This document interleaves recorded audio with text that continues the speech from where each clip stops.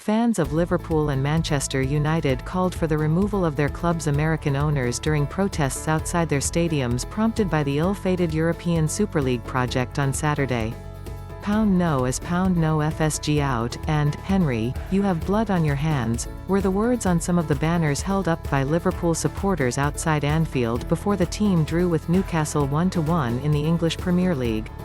That's a reference to Fenway Sports Group and principal owner John Henry, who was one of the instigators of the controversial breakaway league featuring some of Europe's elite clubs, which was aborted on Tuesday, 2 days after it was launched. While the protests on Anfield Road were muted, there were an estimated 150 fans there ahead of a match played in an empty stadium because of the pandemic. More than 1,000 United fans were estimated to have gathered on the concourse outside the club's Old Trafford stadium to protest against the Glazer family, which has owned the 20-time English champion since a debt-leveraged buyout in 2005. "We want Glazers out," chanted United fans, who had banners and scarves with "Glazers Out" on them. Yellow and green-colored smoke bombs were let off, the color synonymous with the anti-Glazer protest movement at the start of the ownership's tenure. Local newspaper The Manchester Evening News reported there was a limited police presence and that the protest was peaceful.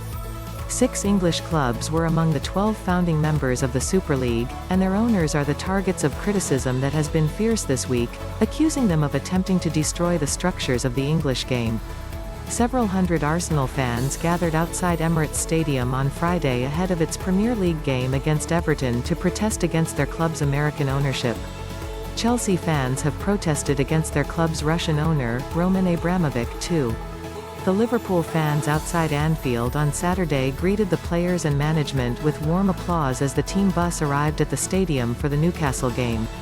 That highlighted the separation supporters were making between the owners of England's so-called Big Six clubs who were behind the Super League, and the rest of the club. The part one have struggled with is seeing this club, a place I love and am now proud to call my home, trashed, and done so in a manner which suggests no redemption is possible. That I can't take, Liverpool manager Jurgen Klopp said in his notes in the matchday program. It was right to take apart the concept and it was fair to criticize it, along with those who came up with it and also how it was presented. All legitimate in my view.